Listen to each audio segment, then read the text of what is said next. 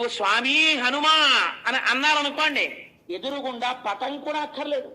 ఒక్కొక్క నాడు ఏమీ లేకపోతే పక్కనున్న పుల్ల తీసుకొని కొన్ని దృష్టాంతములు మీరు చదివితే తెల్లబోతారు.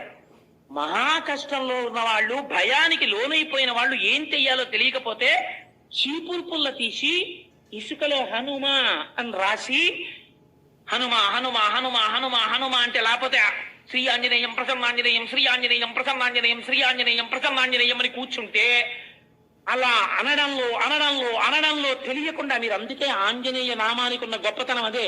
మీరు చూడండి, కావాలంటే ఎప్పుడైనా ప్రాక్టికల్ గాను మీరు అలా కూర్చుని శ్రీ ఆంజనేయం ప్రసన్నాంజనేయం, శ్రీ ఆంజనేయం ప్రసన్నాంజనేయం, శ్రీ ఆంజనేయం ప్రసన్నాంజనేయం అని కొంతసేపు అనండి. మీకు తెలియకుండానే ఏదో ఉత్సాహం, ఏదో శక్తి, ఏదో ధైర్యం మీకు వచ్చేస్తాయి.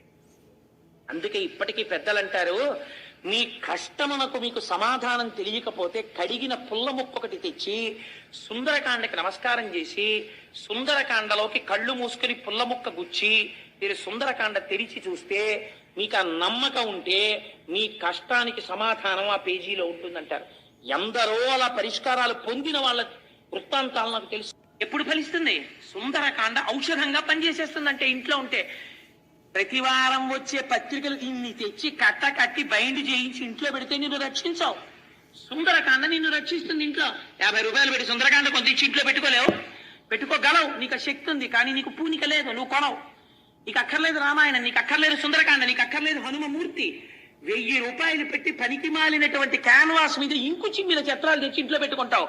ఒక్క ప్రసన్నమైనటువంటి హనుమ యొక్క మూర్తిని అక్కడ పెట్టి లేవగానే మనోజవం మరుతుల్య వేగం అని నువ్వంటే కొన్ని కోట్ల వానరములను రక్షించిన చిరంజీవిని ఎందుకు రక్షించరు?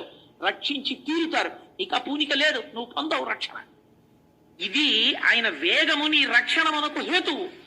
అంత తొందరగా వచ్చి రక్షిస్తాడు. ఓ స్వామి హనుమా అని అన్నారనుకోండి, ఎదురుగుండా పటం కూడా అక్కర్లేదు. ఒక్కొక్క నాడు ఏమీ లేకపోతే పక్కనున్న పుల్ల తీసుకొని కొన్ని దృష్టాంతములు మీరు చదివితే తెల్లబోతారు.